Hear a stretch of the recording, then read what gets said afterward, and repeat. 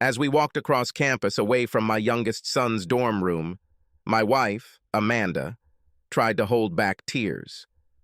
We had just moved in and Amanda was sniffling, as was our neighbor Katie, whose boy shared the room with our son. "I can't believe our boys are grown up already," our neighbor Katie sighed, taking a napkin from her purse.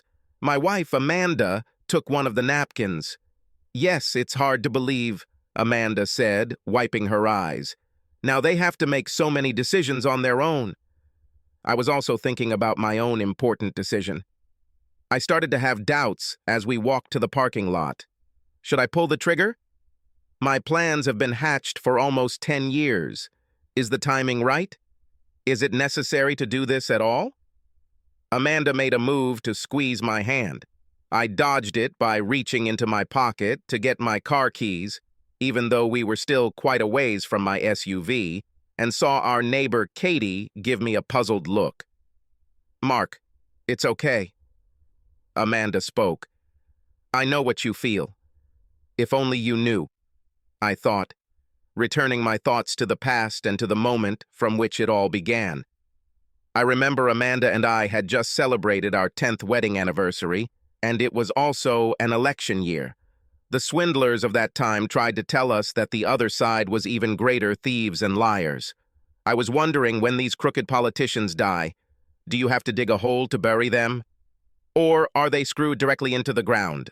After lunch, I picked up the mail and was pleased to see a padded envelope among the junk mail and bills. I won a bunch of SD cards on eBay and the delivery was late. I opened the soft envelope from the back and was horrified to see another smaller, pot-bellied manila envelope. "Crap," I muttered, opening the enclosed letter. "I hope I didn't go broke on this bet. This will ruin my whole day. Not only my today was spoiled, but also many future days.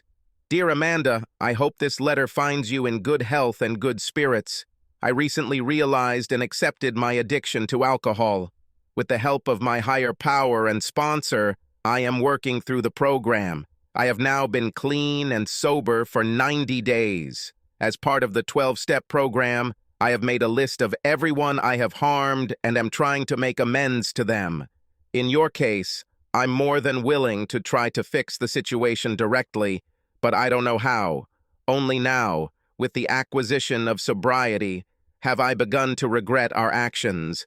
But I don't want to cause you emotional trauma or bring discord into your life. Although I feel like a coward, the best I can do is ask for your forgiveness and, if you want, promise to never contact you again. Do whatever you want with the content. I don't have the courage to destroy it, but at the same time, I feel like I don't have the will to resist the temptation to keep them that comes with memories. Always with warm wishes, Josh. What the hell? I said out loud, unwrapping the torn paperback envelope to look at the front. Now I saw that it was addressed to my wife, Amanda. Josh regrets their actions? What actions? The only Josh I knew was a neighbor who had moved away a long time ago. Josh was one of those losers who lived in his parents' basement. Drunk most of the time, he claimed to be in the photography business. Josh was 10 years older than Amanda and me. We called him Slinky, good for nothing, but making him smile when he fell down the stairs. I remembered something about how, after his parents died, Josh was forced to leave the house, unable to pay property taxes or something like that. My thoughts were in such turmoil that only a second later, I noticed that I was still holding the small manila envelope in my hands. Throwing the padded envelope and letter aside, I opened the plump manila envelope. A stack of 8x13 photographs fell out of it. The first few photos showed Amanda, 10 years younger, in rather erotic poses. She was wearing a tight blouse and shorts. The outfits looked familiar. I turned the photos over and didn't see the date. I walked into my home office and grabbed a framed photo from the collection of family photos on my desk. It was a photo of Amanda sitting and our first son, who was less than a year old at the time of the photo. Amanda gave me this photo for Christmas. In the framed photo, Amanda was wearing the same outfit. Also, the lighting in the framed photo of my oldest son was almost the same as the photo I received in the mail today. I turned the framed photograph over, and the date was 9 years ago. Now I have a date that matches the photos. I looked through the photos. In a series of photos, Amanda went from half-dressed to topless and completely naked. As Amanda's clothes shrank, my blood pressure rose. In the last series of photos, Amanda was in different positions. She was having sex. I sat down on the chair at my desk. I felt unconscious, as if all the blood had drained from my head. How long has Amanda been cheating on me behind my back? I thought out loud. I glanced at the assortment of photographs of my family on the table and tried to see if there was any imprint of Josh on them. The whole set showed the evolution of my family. Amanda on our wedding day. Amanda with my oldest son as a baby. Amanda with both of our boys as they grew up. Except for the first one, all the other photos had logos of various photo stores. Suddenly, a terrible thought came into my head. What if the boys are not mine? I grabbed the most recent photo of my loving wife and 2 boys. They were dressed in summer league baseball uniforms. I felt the rush of pride that any father feels when looking at his offspring, but I tried to look at them more critically. Both boys resembled their mother, Amanda, in appearance, but they seemed to have my build and jawline. I leaned back in my chair and felt tired. It did not help.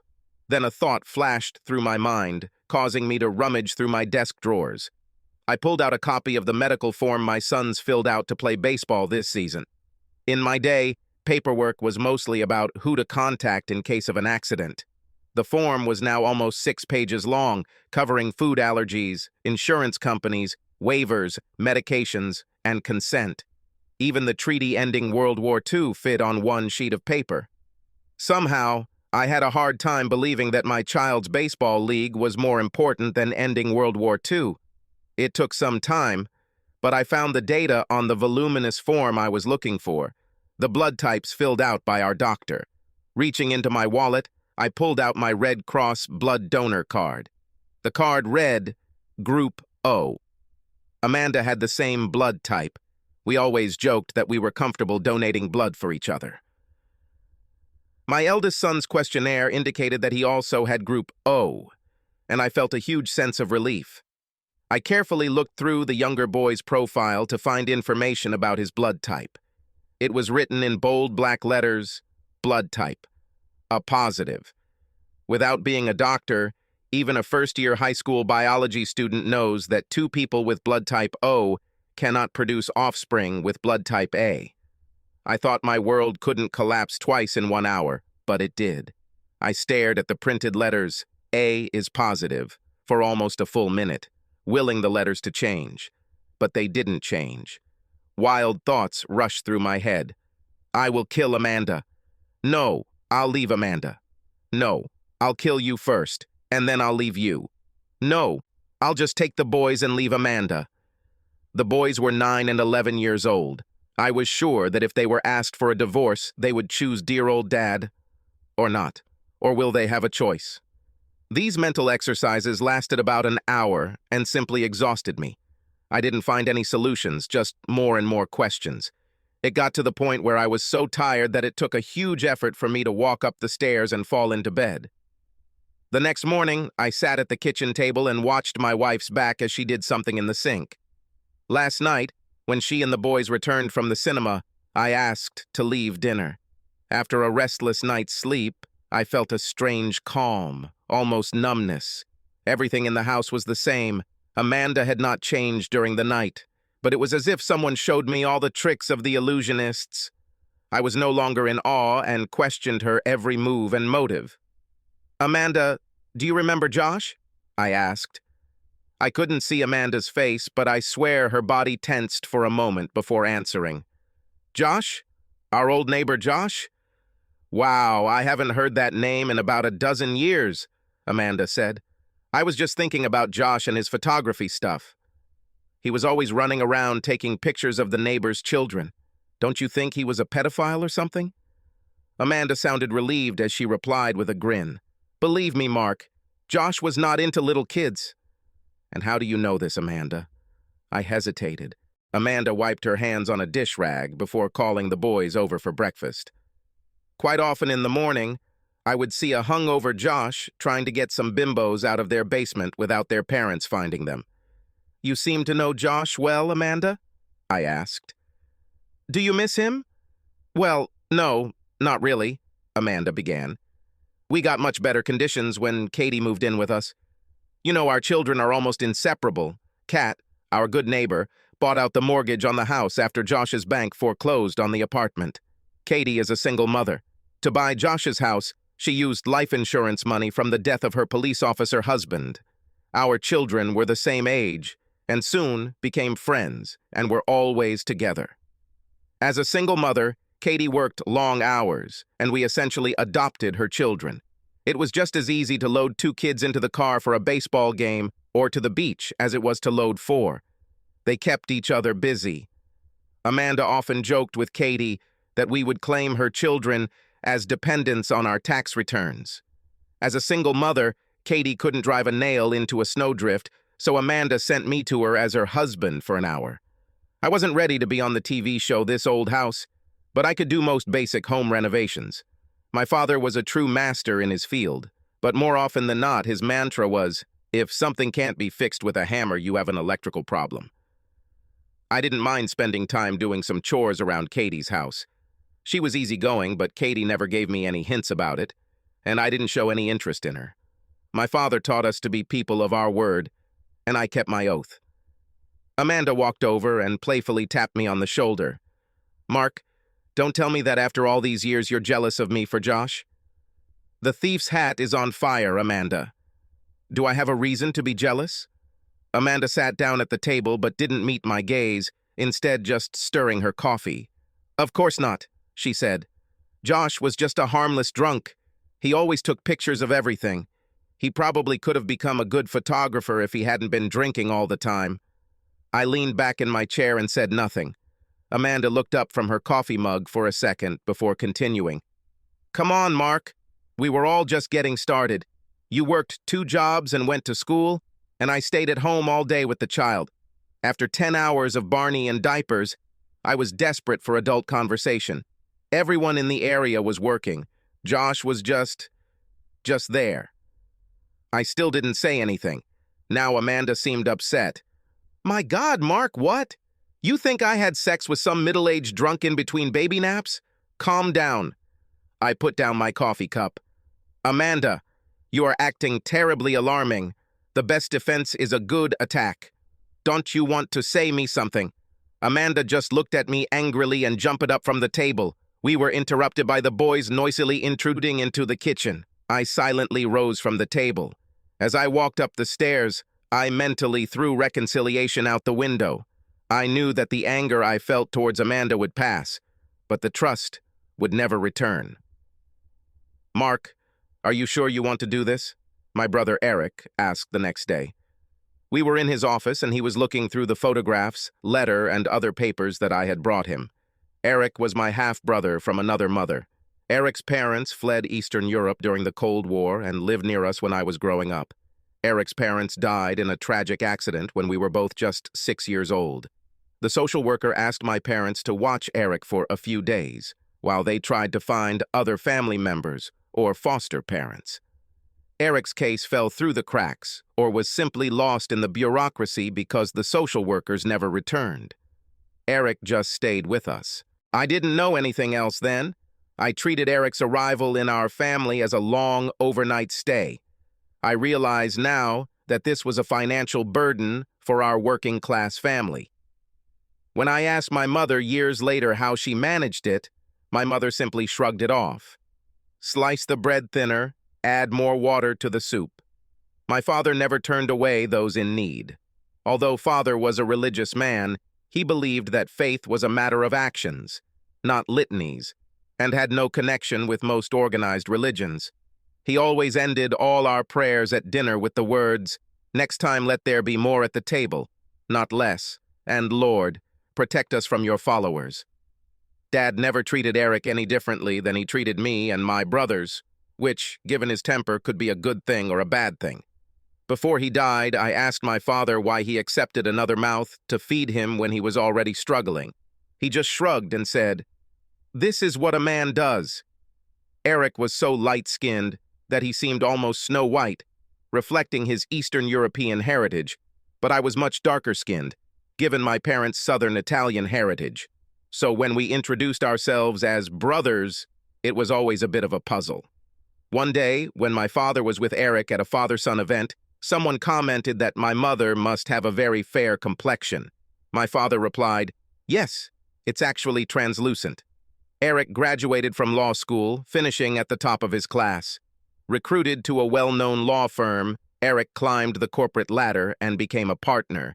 Even though he worked more than 80 hours a week to achieve this, Eric had all the trappings of an up-and-coming lawyer: an expensive car, an apartment with a view of the city, a model-looking bride from a wealthy family. She was with him at all the big special events. That is, until Eric burst into the office of his mentor, one of the senior partners, to surprise him with the news that he had signed a contract with a major client. However, Eric received a surprise when he found his bride in the same office, not in the most respectable form. Eric stayed with the firm until the end of the year to receive his bonuses and benefits. Then, cashing out, he led the exodus of both top lawyers and major clients. His old firm never recovered, although it survived for several more years before going completely bankrupt. Eric now had a small legal practice dealing with contracts, wills, and other matters. He made the lion's share of his money as a hitman, serving as outside counsel in various major lawsuits. He's married now and has 2 children of his own, but we're still close. Eric looked through my documents in the folder. "Mark, I think you're still in shock. Take a little time to come to your senses." "That is, how did you do it?" I asked sarcastically. "You are my personal hero because of how you handled that event at your first law firm." "Not all of us can be heroes," Eric answered, trying to lighten the mood a little with humor. "Someone should sit on the side of the road and applaud when we pass by." Then he became serious.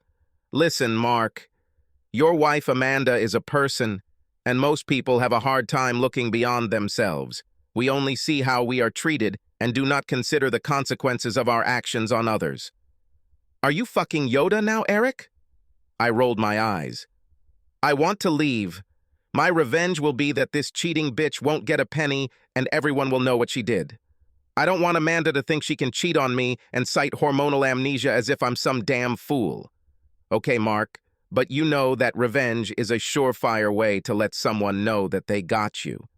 Knowing that someone can break you gives a person great power. Don't give that kind of power to anyone. It is better to ignore the emotional abuser. I know it doesn't bring instant gratification, but in the long run, it's the best thing to do. Take it from someone who has been there himself."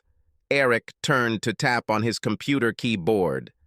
"I don't practice family law, but my buddy from the old firm is a real shark. This guy takes no prisoners. Are you sure you want to do this?" "Call him, Eric." A week later, we were in an upscale corner office downtown, Mr. Big Shot having just finished going through the stack of papers I had brought. Tax returns, payrolls, mortgage payments, paternity tests, wills, etc. The list of what he needed seemed endless. Mr. Big Shot took off his reading glasses before speaking. "Forget about it." I was shocked to hear these words from the mouth of an overweight lawyer who was supposed to be a kind of killer shark. "Mark, I know that you and Eric are somehow connected, so I'll tell you straight. Forget about it." It took me a moment to speak. "You mean I have to act like this never happened?" Smile, knowing that I was deceived. Mr. Big Shot leaned back in his chair. "Yes, unless you have video footage of your wife Amanda force-feeding your children Red Bull as babies and forcing them to fight each other for prize money." He pointed his finger at me. "Currently, you have a nice wife, a house, and 2 good children. But if you work a little more, you may be left with a small apartment, no money, children working part-time, and your wife may make new male friends, and you will pay. I mean alimony, child support, more than half of my earnings and savings." I was stunned. "Amanda has a job, and why should I pay child support for a child that's not even mine?" Mr. Big Shot looked surprised. "Mark, I'll take your money if you want to continue, but let me lay out the facts and the law. What your wife earns at this pathetic part-time hair salon does not compare to your income. So alimony is a given. The dispute is only about how much and for how long. When it comes to child support for a child who is not yours, only 6 states in America allow male parents to stop or not pay child support for a child who is not theirs and born while the couple was married. Unfortunately, we live in neither of these states. But what if I find out that Amanda knew all along that this was not my son? Is this a scam? Mr. Big Shot leaned forward, resting his forearms on the massive table. I'm going to tell you a dirty little secret. Let's say we can prove that your wife knew it was not your child. It would be fraudulent if she presented the child as yours. However, this type of fraud is the only one that does not entail any punishment and does not require compensation for damage. Heck, even if you were divorced and paying alimony for 17 years, your wife could announce to the world, full page in the New York Times, that you are not the father, and she knew it all along. And guess what? There is no law in all 50 states that requires her to pay you back or face any penalty. Mark, some poor bastard in Florida was paying alimony to a lady he wasn't even married to. This fool eventually took a DNA test that showed the child was not his, but the court ordered him to continue paying child support because it was, quote, in the best interest of the child. I think this case is now moving through the courts. The child will be 18 years old before this saga is over. But even if he wins, the pseudo-father will never get back a drop of the money he spent. I interrupted him. Can I at least try to get the money back from my cheating wife's boyfriend? In most states, only the mother can seek compensation. Only 2 states allow you, as a man, to try to get your money back. But you must prove that both the boyfriend and the mother knew about the deception. In addition, you must prove that there was an undue hardship on the child's well-being and the family's quality of life. And Mark, you know what? Our state is not one of those with such a law. I sat back in my chair as he continued. Ask yourself if a man's pride is worth more than half his property, spousal support, and child support. Money will not restore his self-respect or restore his reputation. Wouldn't it be better to end everything and take a chance to find someone who would be truly appreciated rather than suffer through a sham marriage? Eric spoke here. Maybe a marriage counselor can help them overcome this. Mr. Big Shot just waved his hand. At best, consultation helps in less than 10% of cases. In my experience, this only encourages spouses and allows them to prepare an escape strategy. More than 2/3 of women who undergo counseling initiate divorce. More than 55% of women who cheat end up leaving their marriage. Custody split states have a little less, but we don't live in one of those states. In our process, it's winner take all. Here the advantage is in favor of the mother. How old are you? 35 years old? Yes, I muttered, trying to take all these blows. Mark, I hate to give bad news, but most often a wife cheats on her husband at the age of 45. If your wife has already had an affair, then she turns 40. The likelihood that she will have a relapse is quite high. Unfortunately, almost certain. The pain and guilt from the previous affair or affair have subsided, but the memories of what was exciting, whatever it was, about that event will grow in the mind. It's like a high school athlete scoring the winning point but breaking his leg in the process. The mind downplays or forgets the pain, but at the same time inflates the important moment beyond recognition. The desire to relive this moment can turn into an obsession. But while a middle-aged athlete can, at best, relive those glory days only through their children's athletic competitions, spouses can and will seek a partner outside of marriage in an attempt to recapture what made them have an affair in the first place. Eric picked up what I was thinking. Once she cheats, she won't stop? Mr. Big Shot spread his arms out to the sides, palms up. Nothing is absolute, but infidelity comes in second place after the main reason for divorce: money. I swear this won't happen to me, I said through clenched teeth. Swear as much as you want, Mark, Mr. Big replied. Swearing is a compromise between flight and fight. Crap, I said under my breath. Isn't it cheaper to keep her? Mr. Big asked, philosophically. Extramarital affairs are a problem that 68% of all married people face during marriage. You have kids, and that changes the whole dynamic.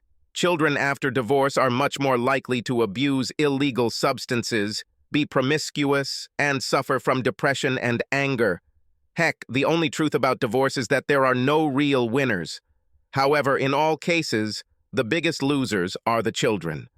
Suddenly, I remembered the day I told my father that we were expecting a baby. "Mark," said the father, "many men become fathers, but fewer and fewer fathers become men. To be a man who is also a father, your first, last, and only priority should be your children. If there is not enough food, you starve. If you don't have enough shelter, you endure the cold. If you don't have enough money, you go without it. The most important thing is strength. You have to be strong at all times for the sake of your family, and I'm not talking about some inflatable show that deflates when the going gets tough. You must not only demonstrate strength, but also be strong enough to seek and accept help when it is needed. You will never know how strong you are until strength is all you have. Son, you will often make mistakes, but you should never doubt. This is expected and accepted from a true man. Your efforts will rarely be appreciated or recognized. Most often they will be ridiculed, but a real true man does not do this for the sake of praise. He does it for the sake of his family, for the sake of his children, because he is a real and true man." I jumped out of my chair as if I had been shot and extended my hand to Mr. Big Shot. "Thank you for your time. I certainly got a damn good legal education, but I don't think I'll use your services right now. What do I owe you for my efforts?" Mr. Big grinned, leaning forward to shake my hand. "No fee, Mark. It was just a conversation between a couple of old lawyer friends." He turned to my brother Eric. "Besides, I owe your brother a big debt of gratitude for getting my fat ass out of a jam at the old firm. Things are going much better for me now, and I have him to thank for that. Just call me anytime. My door is always open for you. I'm serious." We were driving back in Eric's car when I asked, "Eric, after you caught your fiancé with your mentor, why didn't you quit right away? Why did you work for that company for almost a year?" I saw Eric's jaw tense before he spoke. Naturally, my first reaction was to quit immediately. He smiled slightly. "Well, actually, that was my second reaction. My first reaction was to headbutt the old bastard after I pulled him away from that bitch." Eric paused to tune the radio to another station. "After I left his fat ass sprawled out on the carpet, I went to my office and printed out my resignation letter. So why didn't you submit it?" I was angry as hell, Mark. Then I felt sorry for myself. Then I remembered that our dad always talked about pity.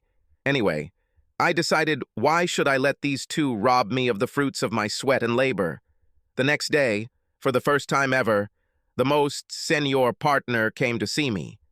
He was concerned about the misunderstanding between me and my old mentor. What nonsense. It's just that I had great connections in high places, and this idiot was just worried about me leaving and taking all these clients and all the billable hours with me. He promised me all sorts of magic beans, and I made him put it all in writing. From then on, I didn't let anyone dictate my happiness. I even kept this bitch to myself for a few good sessions. Why not? Both of us were not virgins, and it cannot be said that we were never together. Once I found something better, she immediately became history.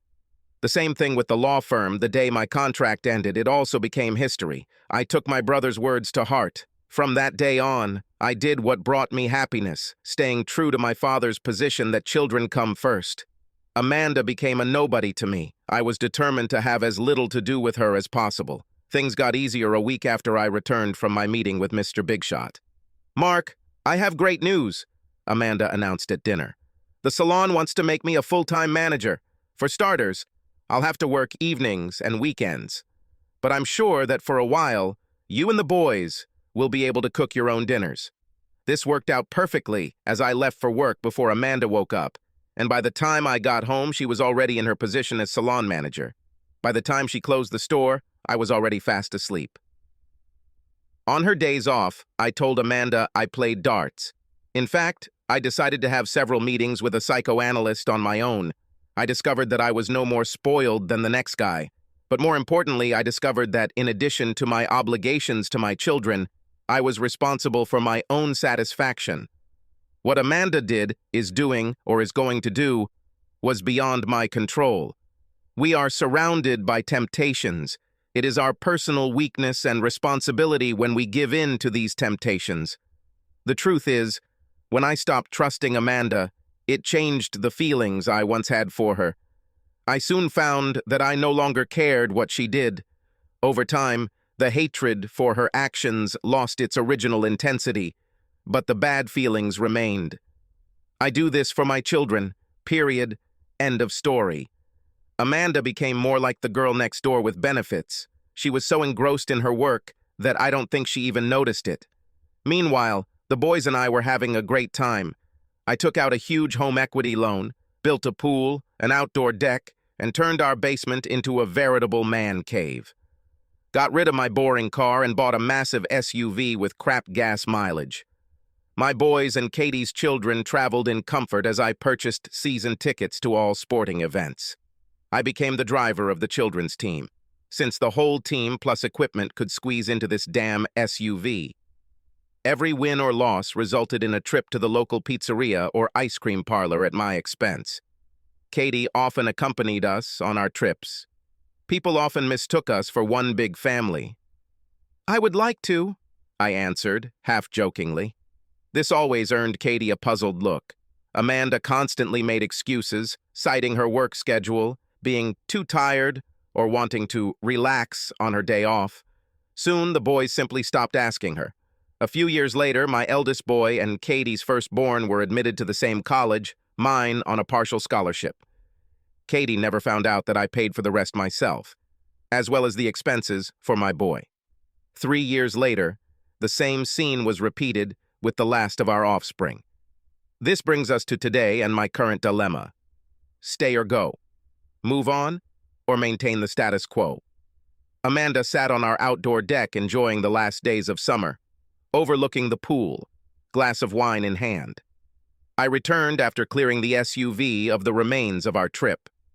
As I took my place on the lounge chair opposite her, Amanda closed her eyes. "Mark, now that the boys have left, the house seems so empty." Amanda drank a little more wine. "What difference does it make? But I'm ready for change." I had already finally made my decision and thought, "Wait, dear, you will have such changes."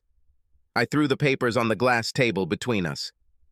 "Amanda, I don't think we should be together. I would like a divorce."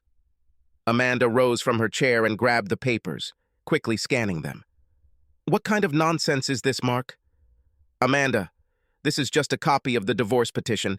As soon as you find a lawyer, I will ask mine to send him the official papers. As you can see, I'm quite fair. The savings are—" "Are you crazy?" Amanda almost screamed. "After 2 decades, you are leaving me? Now, after everything we've been through?" She continued, looking through the papers. "No alimony? Where's the savings section? Total household debt? What are you trying to do?" I tried to be calm. "We both make about the same amount and have about the same amount in our retirement accounts." This was true, as I deferred all salary increases that came with my recent string of raises, plus kept my 401k contributions to a minimum after withdrawing it to pay for college for my sons. Amanda looked like she'd been hit with an axe as she continued to scroll through the petition. "We get the same salary only because I work twice as many hours as you. I won't sell my house. I worked too hard on it." "Amanda, we are in the red on the house after you calculated the loan to buy a house. Where do you think the money came from for this veranda, your new kitchen, for—" She threw the papers on the table. "We will not get divorced, and this is final." Suddenly, it was like a light bulb went off in her head. "You are a son of a bitch." Amanda hissed, pointing her finger at me. "Found someone else? I gave you the best years of my life, and now you want to leave me for some young girl?" Her face turned red. "How long have you been cheating on me? You are a pig." "Please," I sighed, "let's not talk about this. It doesn't matter what the reason is. We are a no-fault state. Everything, both assets and debts, will be divided equally. However, Amanda did not calm down. You're wrong, mister. It matters. I want to know, and I deserve to know. Who did you cheat on me with? I shook my head and said softly, It's true that there were cases of infidelity, but please, let's not talk about it. It's better if we just leave it. My vision blurred for a moment as Amanda threw her glass of wine in my face. As I stood up to go into the kitchen, I felt a wine glass bounce off my back and break on the floor of the veranda. Amanda was furious and followed me, continuing her tirade while I washed my face in the kitchen sink. You are a son of a bitch. I'm not going to get thrown out because you want to have fun with some girl. No wonder our sex life has been hell these past few years. Well, let me tell you something, buddy. I've had many opportunities in the past, but I never... Amanda froze as I turned and placed photographs of her and Josh in a variety of poses, one after another, on the kitchen table. I spanked with photographs, each of them more revealing than the previous one. Her face white, Amanda rushed to the kitchen sink. I shuffled the photos into a pile and sat down at the kitchen table. Well, Amanda, it looks like you've taken advantage of the opportunities you've been given in the past. She rinsed her mouth with tap water and splashed it on her face. Finally, she wiped her face dry with a towel and sat down on the chair opposite me. Please, Mark, take it away. Amanda pushed the stack of photographs towards me with one finger, as if it were a live, poisonous snake. I folded the photos into an envelope and then threw them into the dresser drawer behind me. Amanda buried her head in her hands. Oh my God, I don't know what to say. I was tired. It doesn't matter, Amanda. I don't care. Amanda grabbed my hand. Mark, please listen. It was only one time. You have to believe me. No, Amanda, I shouldn't believe you, and I don't believe it. I leaned back in my chair. Yes, and in what way? That you would never lie about cheating? Amanda clutched my hand tighter. It was so long ago. I didn't know being a mother was so hard. I didn't get enough sleep, fussing with the child, and you were always tired after work. I felt like I was losing my identity, like I was just another mom or your wife. I pulled my hand back. I worked 2 jobs and went to college, all for us, our family, so I really don't want to hear about being tired. Mark, I know, Amanda begged. I would like to return everything back. Josh was just a fun drunk. Sometimes Josh's mom would come over for a few minutes to watch the baby. Give me a chance to be with the grown-up for a little while to keep my sanity. I tried to get up. Amanda, I really don't care. She ignored me and continued. Josh always had a drink of alcohol in his hand. After a while, I would take a sip or two. He always took pictures of me with a camera with a high shutter speed. I started fooling around, pretending it was some kind of big modeling shoot. Josh constantly encouraged me, saying how great I looked, how natural I looked, how much the camera loved me. Amanda bit her lip as she looked at me. It was just fun that got out of control. I would pull my blouse down to expose my shoulder, or lift it up a little to show my belly button. Pretty soon I felt so comfortable that I went all the way down to my bra. There was nothing special about it. People see more on the beach. I saw that Amanda had tears in her eyes. One day, when I started talking about taking a photo of you for Christmas, Josh offered to do it for free. Everything went very well. The photo turned out great. Immediately after, our son fell asleep on the couch in Josh's studio. You mean his parents' basement, Amanda? She wiped a tear from her eye. I thought he'd be sleeping for a while and didn't want to wake him up, so Josh and I had a drink. Well, one drink led to a bottle and, well, with your crazy schedule, you and I haven't had sex in a long time. I was feeling very excited when Josh started taking pictures of me, and this time my bad girl came out. He made me feel so sexy, I felt so naughty winking at Josh, and he kept encouraging it as if we were doing a real photo shoot. I thought I couldn't be more shocked after seeing the photos, but I was. Are you saying that you had sex with that damn drunk while my son was sleeping a few meters away from you? I started to stutter. Oh God, Mark, I'm so ashamed. I don't know what came over me. I was so... Amanda paused. She dropped her head on the table and began to sob. Amanda, we cannot change the past. We just have to admit our actions. Please sign the papers. We will tell people that we have moved away from each other. No one outside our little family will know anything. Amanda lifted her tear-streaked face from the table. It doesn't have to be this way, Mark. Please, it was so long ago. It was such a minor event, a simple blip, a stupid mistake with no consequences. I pulled out another set of documents from the folder, placed them in front of Amanda, and spoke while she looked through the documents. Amanda, all actions have consequences, some more than others. Mark, what is this? Amanda asked, looking from page to page at the graphs and charts. Amanda, these are the results of our family's DNA test, as well as our blood type. You see, that one is not suitable for us. Amanda clutched her chest and began to choke. I stood up and took a paper bag out of the kitchen cabinet. Amanda, breathe into this paper bag, I ordered, placing the bag in her hands. You're hyperventilating. Now slow down. Take natural breaths. Breathe through your nose. Easier. Easier. After a minute, Amanda's breathing returned to normal. I stepped back to sit on my side of the kitchen table. She put down the paper bag as the color returned to her face. Amanda, you knew all along. It was a statement, not a question. Amanda began shaking her head while twirling the paper bag in her hands. I suspected, but I just hoped that, well, I prayed, but I was never sure. She stopped mid-sentence. Amanda, come on, I persuaded. You graduated from college with honors in biology, if I remember. You must have thought me a fool when I swallowed all this nonsense about preterm birth, when a baby was born prematurely. I shook my head. Now you understand why it's hard for me to believe your words when you not only cheated, but also forced me to raise someone else's child. It wasn't like that, Mark. After Josh and I was so ashamed. I didn't want anyone to touch me, not even you. I vowed that I would become the best mother and wife in the world. And when I found out that I was pregnant, I just panicked. I had nightmares that you would kick me out, take our son, force me to have an abortion. Amanda, when we were together, did I ever threaten you? Forced you to do things you didn't want to? You know how family-oriented I am, how I was raised. I stopped to rub my temples. If you came to me, we could work things out. However, you chose to lie. It was just one lie, Mark. No, Amanda, there was more than one lie. It was a lie every day until today. Every day you chose to live by telling lies. I had no choice, Amanda pleaded. You always had a choice, Amanda. You could come to me at any time.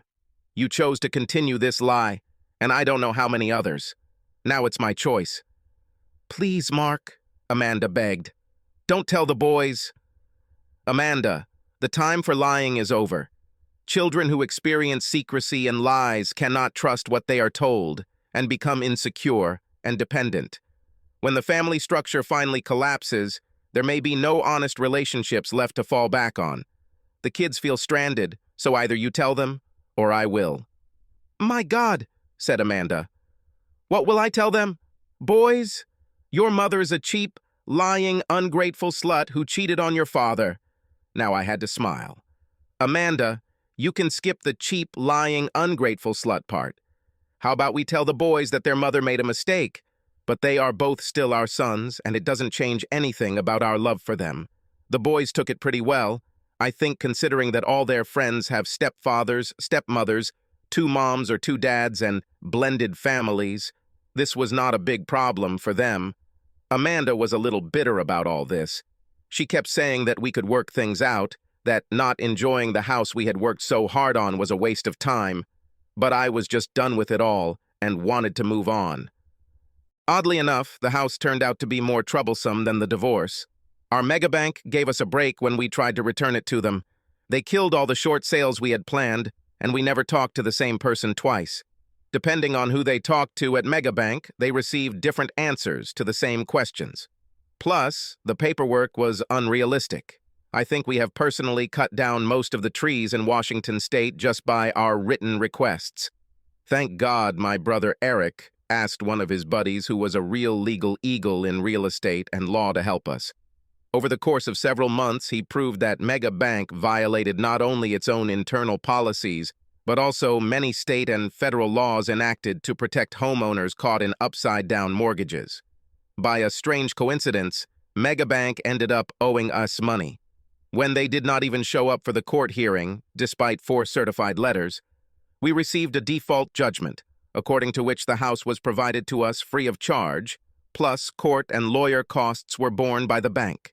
It turned into a circus with a simultaneous show in all 3 arenas when our lawyer showed up at the Mega Bank branch with 2 armed sheriffs, a court order, and a moving company to confiscate their property, furniture, computer equipment, etc., when Mega Bank ignored countless attorney fee notices. Local media were out in full force, and even bystanders helped dismantle the bank's lights, while a shocked bank manager tried to get his phone calls answered by someone higher up. The Megabank manager was using his personal mobile phone because his work phone had been confiscated. When the story of David defeats Goliath became known throughout the country, our lawyer and I became celebrities for a while. I don't want to look a gift horse in the mouth, but the addition to the house contributed to the settlement of our divorce.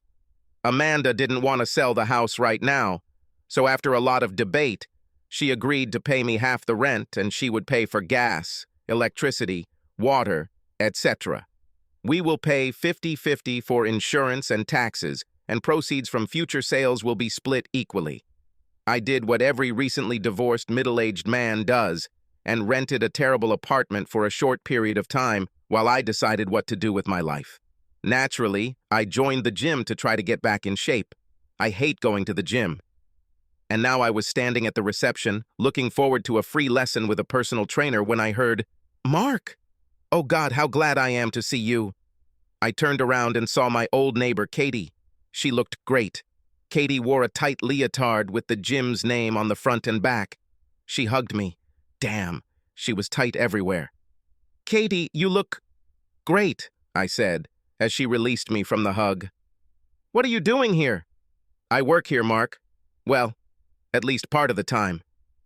Katie looked down at the clipboard she had with her. "It also looks like I'm your personal trainer tonight. Which machine do you want to start with?" What about trading?" I suggested. "I'll buy you a chocolate of your choice."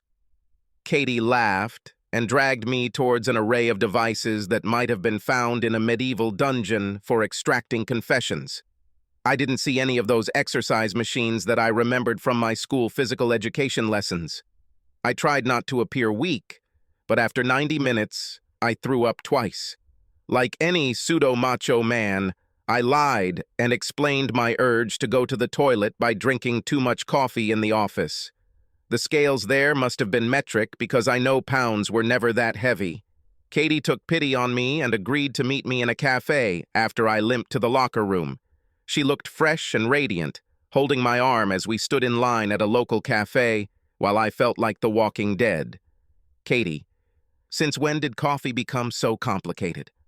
I said after she told the guy taking our order what sounded like the makings of a scientific chemistry experiment. If I remember, there are only 3 types of coffee: small, medium, and large. Katie laughed. She had a high, musical voice that I remembered well. "Mark, just tell the barista what you like and he can make you something." "Barista? My God." I shook my head in amazement. "Okay, please give me something a straight man could drink at a football game without getting his ass kicked." Katie patted me on the shoulder as we walked to the table. "Mark, I really missed you." "Damn, Katie, you just missed someone who does repairs at your house for free." Katie blew on the mixed story that was her coffee before answering. "Well, that too. I feel sorry for you and Amanda." She sipped her drink. "It's hard to believe that woman cheated on you. I had to close my mouth to keep from choking on my coffee." "What? Who? How? How do you know?" Katie looked at me for a second before lowering her cup and speaking. "Nobody told me. I've known you and Amanda for a long time." She shrugged. "I can't prove anything, just the intuition of an old cop's wife. Amanda always had that I hope I don't get caught. Look what I got away with, look. I thought about what Katie said. So, Amanda never told you anything? Katie shrugged again. No, Mark. I didn't tell you. Would it help you to get back together with her if she told you? Well, if you knew more details. I shook my head. No. It's not about treason. Well, that is, yes, it's about treason. But more because of lies and mistrust. I can't get over this. I have as much chance of gaining trust in Amanda as a blind man with a microscope. And without trust, I moved my fingers. Why bother? The marriage is over. I tried to lighten the mood and made Katie laugh by talking about our confrontation, as well as the unusual division of the house between me and Amanda. I was actually enjoying myself, and time seemed to fly by while we were both having fun. Suddenly, Katie looked at her watch. Sorry, Mark, but I have to go. The last bus leaves in a few minutes. Don't worry, Katie. I'll give you a ride home. Thank you very much, otherwise my car won't start.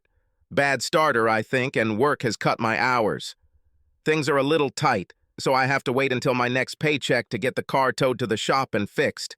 Now I looked at my watch. Screw this, Katie, why didn't you call me sooner? I'll pick up a starter and put it in your car. If we leave now, we can get to the auto parts store before it closes. That would be great, Mark. For the last month, I have had to leave home 3 hours earlier to catch all the buses. And the nearest stop is a 30-minute walk. Then Katie paused. But now I don't have money. I waved it off. Forget about it, you need a car. We'll deal with debt repayment when you get out of stagnation. Besides, all my tools and things are still in that is, Amanda's garage. I haven't had time to transport them yet. Standing up, I extended my hand to her. Come on, beautiful lady. The Prius hybrid chariot is waiting for you. Katie gave me a puzzled look. Hybrid Prius? What happened to that monstrous, macho, manly SUV of yours? He darkened her. Yes, I'm tired of driving from gas station to gas station. I think my carbon footprint was killing half a hectare of rainforest every day. Everyone kept looking at me like I was some kind of eco-terrorist. Katie looked at me in amazement. I just can't imagine you in a hybrid. Yes, I myself can almost feel my testosterone levels dropping when I squeeze myself into this plastic candy. You know how it is with us guys? Size matters. She giggled as I opened the car door for her. We were lucky the auto shop had a starter that fit Katie's car, and bonus, it was on sale. Amanda wasn't home, but I still had the code to the garage door, so with the right tools, an hour and a half later, I started Katie's car. Katie was so excited that she hugged me tightly and kissed me right on the lips. I didn't return the hug, holding the lubricated tool in my hands. While washing my hands, I discovered that the water tap did not open completely and the drainage was slow. Drying my hands, I pointed to the sink.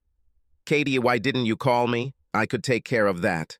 Mark, I knew you and Amanda had bigger problems. I didn't want to bother you over nothing.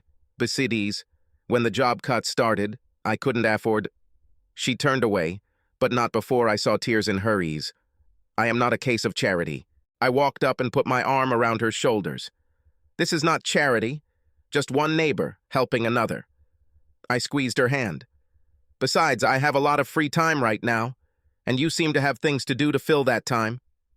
Tell you what, let's make a list and, like Kris Kringle, check it twice. Now be so kind as to bring me a pen and paper, please. Katie wiped her eyes but smiled weakly as she turned to me. Okay, Santa, but if you're too kind, I can't promise I won't become shameless. For the next 2 weeks, I seemed to spend all my free time at Katie's house. Her house didn't need anything major, just a lot of little things, from repairing the screen door, rusty door hinges, to whitewashing the splash guard. I didn't get to see her shameless side, but I enjoyed our time together. One evening, after a few glasses of wine, Katia talked about her first husband. He was a good man, Mark. Always helped others. Died when a drunk driver hit him. But he wasn't even on duty. Stopped on the way home from the gym to help a woman who had a flat tire. The damn drunk didn't even slow down. She took another sip of her drink. But he was a fighter, lasted for 4 days. Do you know what he told me last? I said nothing. Mark, the last words my husband said were not about him, but about the family. Tears were now streaming down her face. He said, "Take care of our boys. Take care of them and yourself." I walked around the table to hug her and she continued, "I never thought that everything would be like this. Since he was off duty, we did not receive any survivor benefits. His small life insurance policy helped us buy this house. Cops take care of their own, and his squad was always ready to help. But I had to move. Because, as wonderful as they were, it constantly reminded me of his death. I just never thought it would be this hard. I let Kadi cry. There were no words to say. The next morning I was lying under the bathroom sink fixing the drain. I felt someone tap on my leg. "Mark, where did you go last evening?" I heard Katia say. "Back to my terrible little apartment," I answered, removing the drain trap. "You were almost exhausted. That's why I put you to bed before leaving." I stuck my hand out from under the sink and showed Katie the drain trap. "Damn, girl! Look at all that hair! Did you wash in a mongoose sink?" Suddenly the front door slammed, and I heard footsteps, followed by a shrill voice. "Where is he? What are you doing with my husband?" Hitting my forehead, pulling my head out from under the sink, I saw Amanda's legs in the bathroom doorway. "Leave him alone," Amanda yelled at Katie. I jumped up, finding myself between a shocked Katie and an angry Amanda. "Amanda, what are you doing here?" I asked, trying to defuse the situation. Amanda looked away from Katie and turned to me. "Damn it, Mark. I know what's going on. Every night you leave this woman's house with your clothes all in disarray, sweaty like a farmer plowing a field. I know you did." Amanda paused. It seemed like she was trying to calm down. "I understand that you are trying to get even with me, but you already had fun having fun with this bitch. It's time for us to be together again." I was so shocked that I could hardly speak. "Amanda, we can't get back together." That time is long gone. Besides, Katie and I have nothing.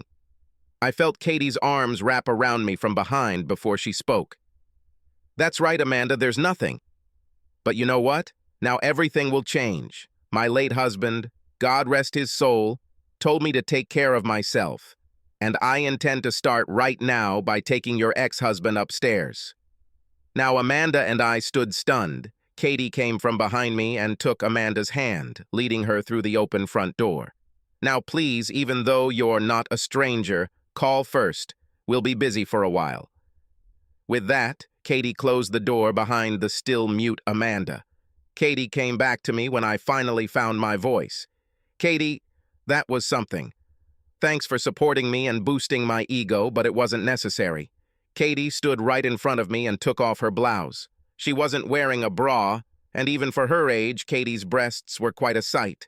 I managed to tear my eyes away from these two beauties and look into Katie's eyes, berating myself for what I was about to say. "Are you sure you want this?" Katie put her arms around my neck.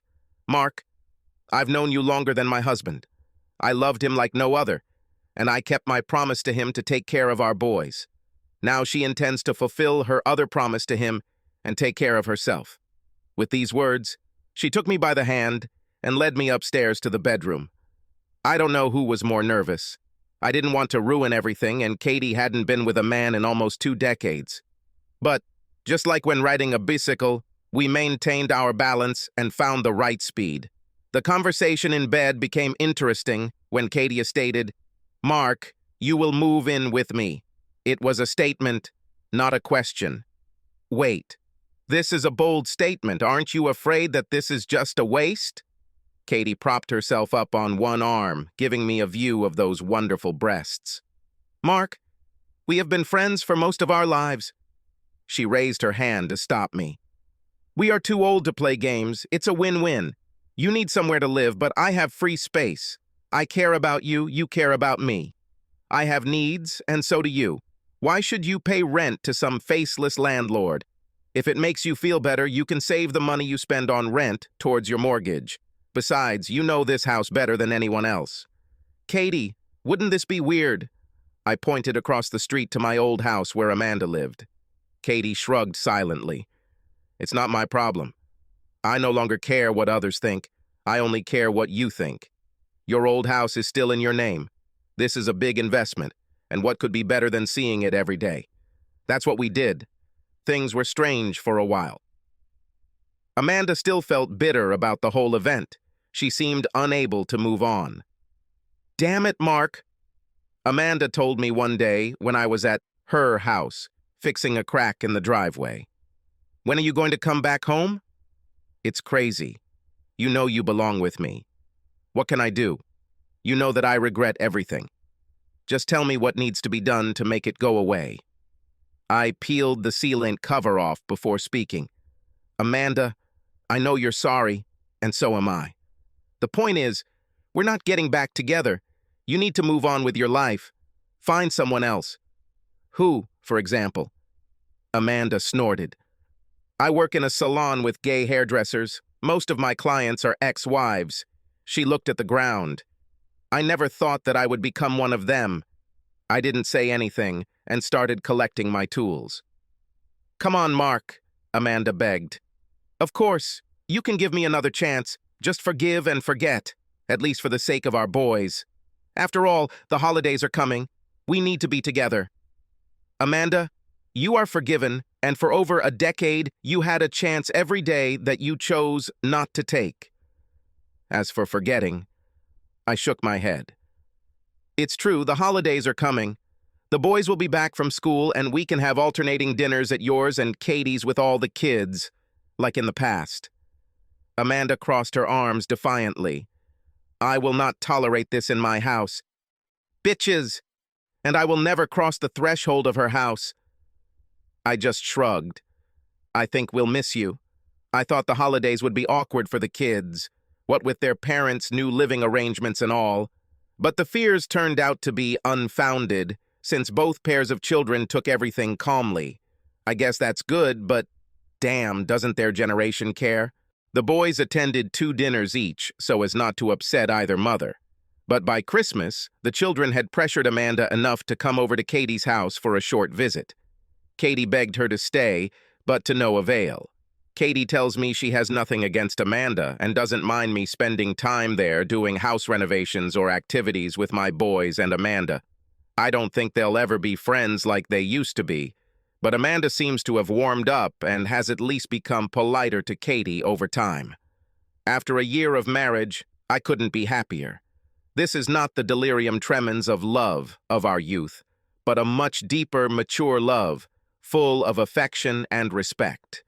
However, I felt obligated and asked Katie about making it legal. "Mark," Katie said, holding my head with both hands, "you're a great guy, and I want to spend the rest of our lives together. But I promised myself that I would only get married once in my life. I hope you understand. Truth be told, I never could. But I remembered one more thing that my father drilled into me. If it ain't broke, don't fix it." 4-5. Subscribe to our channel so that your second chaff doesn't cheat on you, and go ahead and listen to the next story, because this story is nothing compared to the next one. If you're under 18, don't even think about listening to the next one.